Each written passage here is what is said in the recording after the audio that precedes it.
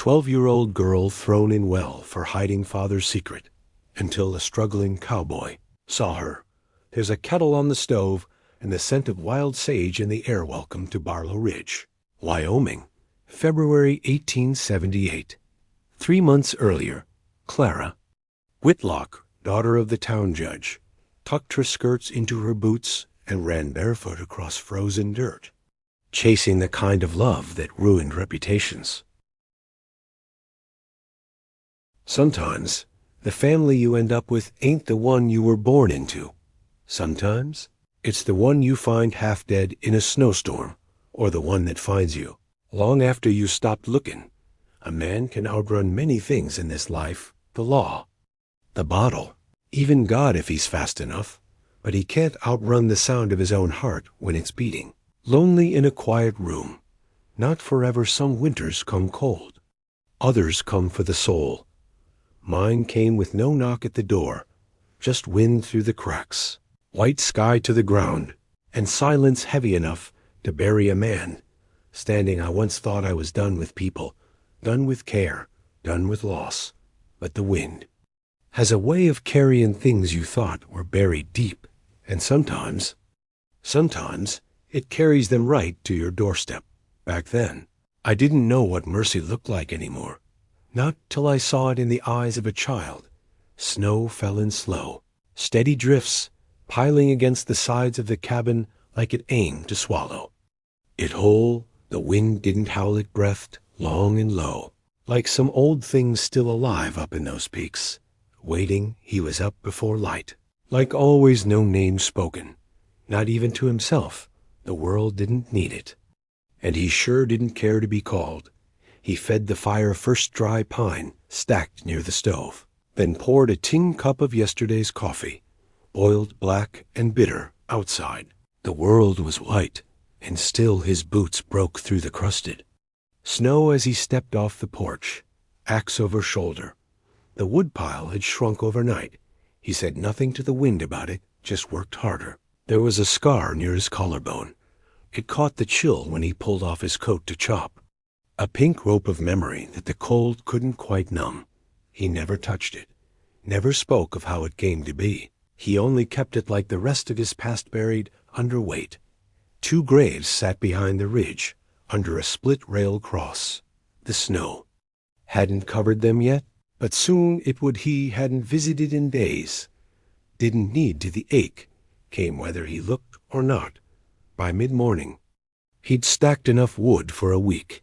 If the storm held. He paused, looking toward the horizon. Clouds, thick and mean, were rolling in. Another front, another reason to stay shut in, back inside. He sat by the stove, hands curled around that same tin cup. A stack of unopened letters sat in the corner, postmarks from places he'd never go again. He hadn't burned them. Not yet. This wasn't peace. It was distance. A man don't live that far out unless he's hiding from something or someone. And though the cold bit at his bones, it was the silence that gnawed at the rest. The wind changed by mid-afternoon, had a sound to it, like something scraping its way down the mountain sky. Went dull, not dark, just hollow, like the sun gave up and turned its back. He felt it in his shoulders before he saw it storm, rolling fast, thick snow, low and heavy, the kind that steals the shape off the land, makes a man forget where the trail ends and the ledge begins. He double-latched the shutters, threw an extra log on the fire, and set a kettle to boil another storm. He'd wait it out same as always, but the cold didn't stay outside that night. Through the blizzard's white scream, something moved at first. He thought it a branch, a trick of drifting snow. Then another shape, smaller than another. He stepped out, rifle in hand, breath sharp and short in the wind. 3 shadows stumbled through the white. A woman, barely upright, and 2 children wrapped in tattered wool and desperation. She fell to her knees yards from his porch. Snow swallowed her like it meant to keep her. One of the children, a girl, tried to pull her up. The other, a boy, younger, just stood, eyes wide and empty. He didn't move at first, just watched. Could be a trap. Folks get desperate. Send kids to soften a man, then come for his stock, his shelter, his throat. But no ambush came, just the storm. He cursed under his breath, stepped out into the wind, and hoisted the woman up by the arm. She was near frozen bones and soaked skirts. He grabbed the girl next, and scooped the boy up like he weighed. Nothing inside. The door slammed shut behind them. They didn't say a word, neither did he. The kettle screamed. He poured 3 cups and handed them out. One by one, the fire cracked wet clothes, hissed snow melted in their hair, in his boots. On the floor, the silence didn't feel like his anymore. It felt like it was holding its breath. The storm clawed at the cabin walls like it wanted inside. It was warmer, but not by much. The fire threw shadows that stretched long across the floor. Steam curled from their soaked clothes, hanging in the air like breath that wouldn't settle. He set out a wool blanket for each of them, quiet as a man laying out rope. The woman sat nearest the stove, hands cupped around the tin mug. Her fingers trembled, but her eyes didn't. She watched him like she knew how fast men could change from shelter to danger, kindness to cruelty. The children clung to her, silent and still, like small animals, uncertain if the trap had truly sprung. He didn't ask questions. He just moved around. Them fetched jerky, set a kettle back to boil.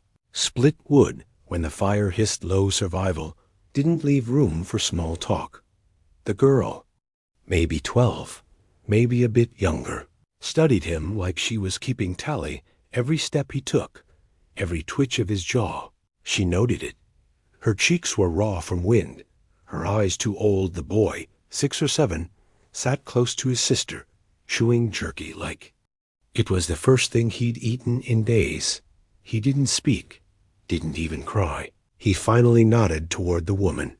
"Storm's bad," he said. Voice gravel smooth and low. She gave a small nod back. Would have died out there? Ain't out there now. He didn't press further. Didn't need to. Folks run from something, always have. And by the look of her and those kids, whatever they left behind wasn't no ordinary trouble after a while. She set the empty mug down. "Eliza," she said. "That's Clara and Tommy." He gave no name in return, just tossed another log on the fire. Sparks rose, and the shadows danced again. Tommy leaned into his sister and shut his eyes. Clara stayed. Awake, watching that night, he laid out a spare bedroll across the room and slept facing the door, rifle close, just in case. The storm rattled the shutters till near morning. The cabin was warm, but the cold hadn't gone far. It never did. The storm didn't let up for 3 more days. Snow stacked high against the windows, thick enough to turn the world white inside.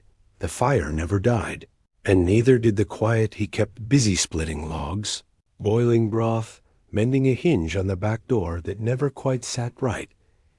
Eliza swept the cabin floor in tight, methodical strokes. Clara helped without being asked. Tommy followed her like a shadow too small to be seen. Come mealtime, they sat around the table he built years ago with no intention of ever sharing it. He carved it himself, plain and strong. From oak he dragged off the ridge. Never used to need more than 1 chair. Now there were 4. Clara would glance up now and then, eyeing him like she meant to ask a question, but couldn't find the shape of it. One morning, she slid a folded piece of paper across the table. Crude pencil marks him, standing tall beside the cabin. Smoke curling from the chimney. A girl in the doorway. A boy at his side. The lines were rough, but the intent was clear. He stared at it for a long while. "Looks like a good man," he muttered. Clara only nodded, didn't say who she'd drawn. He started telling stories by the fire, not out of want, just out of habit. Quiet ones about trapping squirrels in tin cans, or his first horse, mean, buck-toothed, and dumb as a stump. Clara listened close, eyes wide. Tommy didn't say much, but his head tilted with every word. Eliza watched from the side, never interrupted, just sat with her hands folded in her lap, as if she were afraid they'd betray something if left to move one night. As the stew cooled and the fire settled low, she asked, "Your boy, he the one you talk about?" He didn't answer right off, just stared into the orange glow like he was weighing the truth against the air. "Yeah," he said finally. "He's the one. What happened?" The question fell hard, heavy, not cruel, just honest. He set his spoon down, cleared his throat. Ranch horse spooked through him, broke his neck quick. She blinked slow, said nothing more after a while. Clara climbed into his lap without a word. He stiffened, then let her be. She smelled of wood smoke and damp wool. Tommy, across the room, murmured something near sleep. "Night, mister." The fire popped once. He looked to the ceiling, to the old beams above beings he once hung tools on, dreams on now. He just listened to the sound of 3 heartbeats that weren't his ghosts. Don't always come as shadows. Sometimes they sit at your table, pass you salt, and draw you back into the land of the living. The snow eased come morning, slow and sullen, like it had run out of anger. The white veil that had held them in for near a week began to sag and soften. The sky, once tight and gray, loosened into pale blue. She noticed first Eliza stood by the window with her arms crossed tight. He watched her watch the horizon, and he knew same as a man knows when his horse's breath shifts before a gallop. She was thinking of leaving.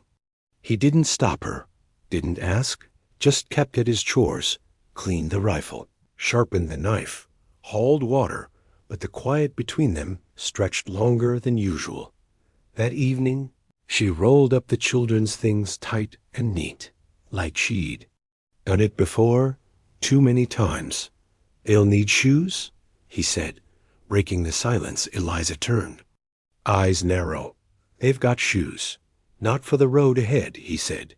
"Snow's deep, sun's sharp. Even a good path cuts." She didn't answer, just tied the bundle tighter that night. He stood outside their door, boots half frozen, breath in plumes. The moon was out half hidden by cloud, like it didn't want to see.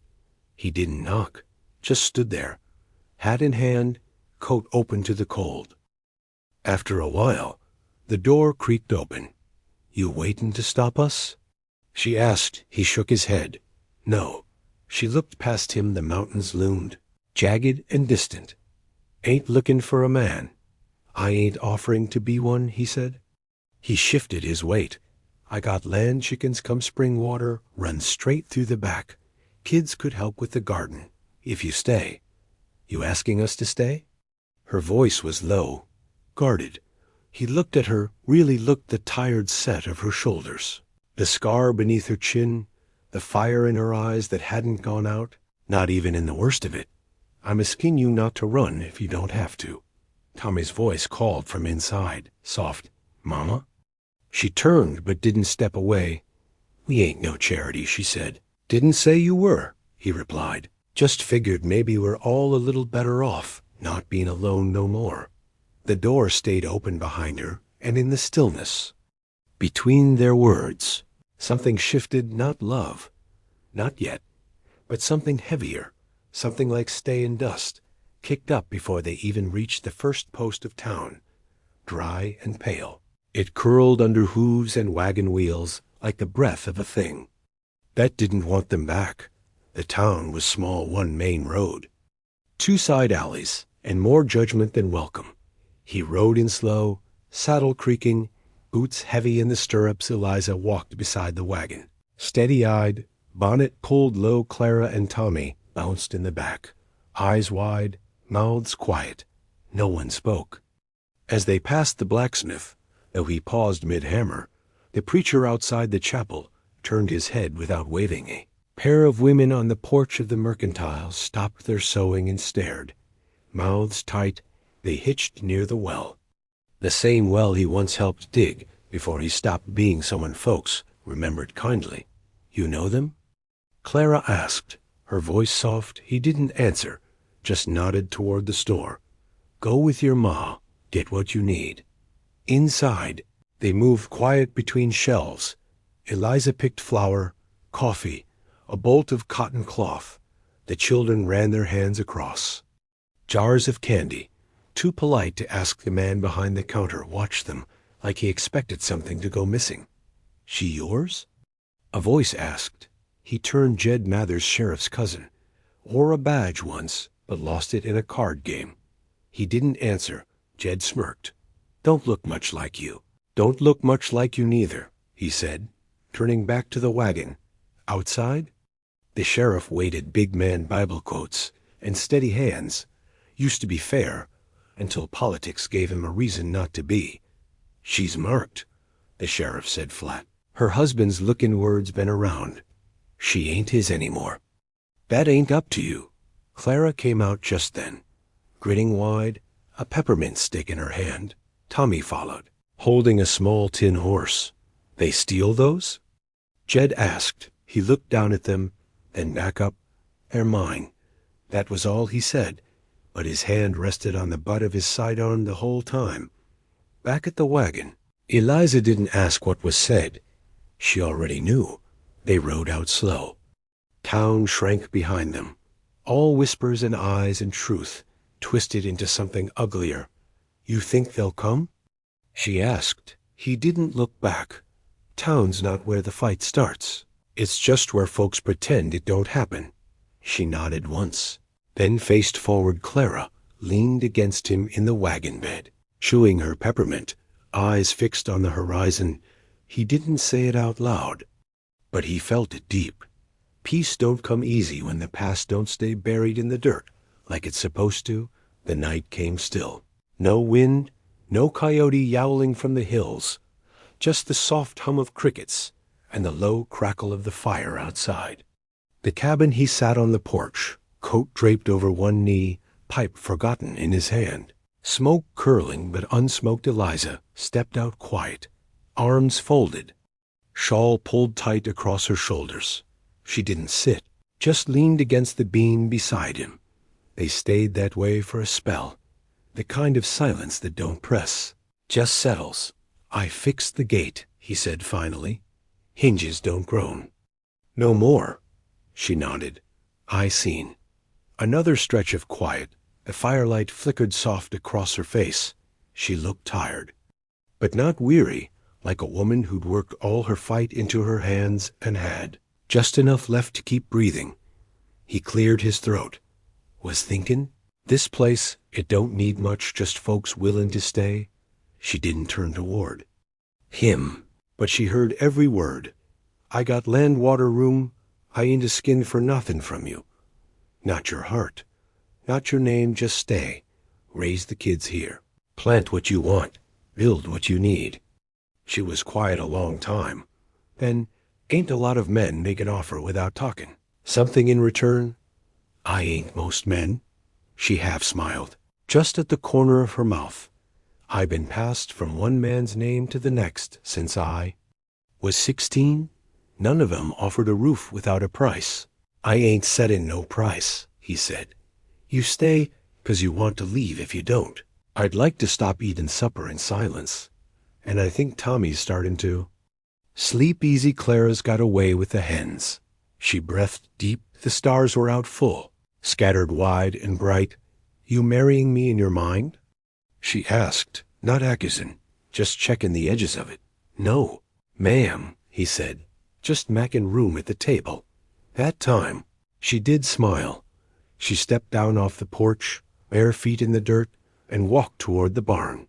"I'll think on it," she said over her shoulder. He didn't move, just nodded to the night, and finally drew on his pipe. The fire popped once, and he figured maybe that was as close to a yes as a man like him deserved. Years don't announce themselves out here. They just slip by like water down a creek bed, slow, steady, carving little changes so quiet you don't notice, till the shape of everything's different. The cabin grew first. One room turned into two. A lean-to became a pantry. Tommy's boots started leaving deeper tracks beside his Clara's drawings, moved from scraps of kindling to the wall near the stove. Neat rows of seasons passed in charcoal and ink. The man folks now called him Pa. Though not by blood learned, the rhythm of voices in a house not haunted Eliza called to him from the garden, Clara from the barn, Tommy from the ridge. He answered each one like it mattered. They planted in spring, mended in fall. Clara rode a horse named Nellie Bareback, fast as a jackrabbit with its tail on fire. Tommy fixed anything with a hinge or a wheel hand small, but sure, Eliza ran the place quiet. But no less mighty, she never wore a ring, never asked for one, but her boots were always beside his by the door. That was enough. He'd wake sometimes before dawn just to watch the shape of her breathing. Didn't touch her, just watched like a man, trying to believe something he never thought he'd get to keep one harvest. Clara asked if they could have a photograph taken. He grumbled at first, didn't like the idea of sitting still for strangers, but she wore her Sunday dress, and Tommy slicked his hair with lard, and Eliza brushed the dust off his shoulders before. The man behind the camera said, "Hold still." He didn't smile, but Clara did wide and proud. Later that night, he carved a new sign for the cabin door, 4 names. All plain, no last names, just who they were. Tommy traced each one with his finger. Eliza hung the photograph above the hearth. The grave on the ridge still got visited, always with fresh flowers, sometimes just wild ones, plucked by Clara on her way back from the stream. Sometimes she'd leave a drawing, folded and weighed down with a stone. One evening, as the sun sank slow and orange behind the hills, Tommy sat beside him on the porch, fixing the wheel on a wooden toy wagon. "You ever think about leavin'?" the boy asked. He shook his head. "Quiet. Ain't nothing out there that could match what I got here." The boy nodded, satisfied. The silence that followed wasn't empty like it used to be. It was full of all the things that stayed. The wind came down from the north again, same as it always had cold. Sharp, steady, but it didn't cut the same. Not anymore. The land stretched wide below the ridge, golden with the last of autumn's light. Fence lines held. The cabin stood square and solid. Chimney smoke curling into the pale morning. Chickens scratched lazy in the yard. The porch creaked under his boots, same way it had for years. He leaned against the post, hands curled around a mug of coffee gone cold. A worn photograph hung inside the window. 4 figures, stiff-backed and squinting into the sun, forever caught in the hush between what was and what stayed behind him. Laughter rose from the barn, Tommy's voice deeper now. Clara's still light, but stronger. Eliza called something after them, her tone sharp but smiling. He didn't speak, just listened. Folks never knew how loud peace could be till they'd lived with enough silence. His eyes drifted to the hill beyond the fields. 2 wooden crosses, one new, one old. The flowers hadn't wilted yet. He sipped, grimaced at the taste, but didn't bother pouring. Fresh snow flurried soft across the grass, just a dusting. No storm behind it. The wind tugged at the eaves, familiar as an old mule. He looked up at the sky, wide and endless, the kind of sky a man don't earn, just gets to borrow in time. The door opened behind him. Eliza stepped out, shawl pulled tight. "You comin' in?" He nodded slow, but stayed a moment longer. Voice low, he said, more to the wind than to her. "I thought I was rescuing them from the storm." The breeze answered, gentle through the pine. "They were Lilium were the ones pulled me out." He stepped back inside, and the snow kept falling, quiet, harmless, just weather now.